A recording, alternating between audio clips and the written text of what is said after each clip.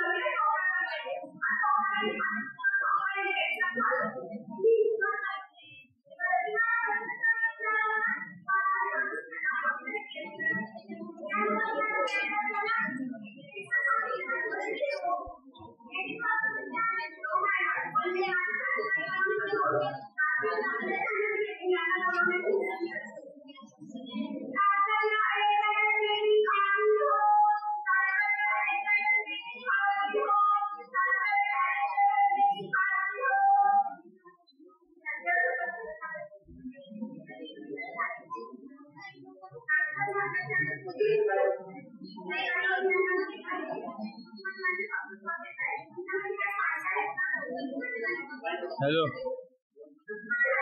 Hello.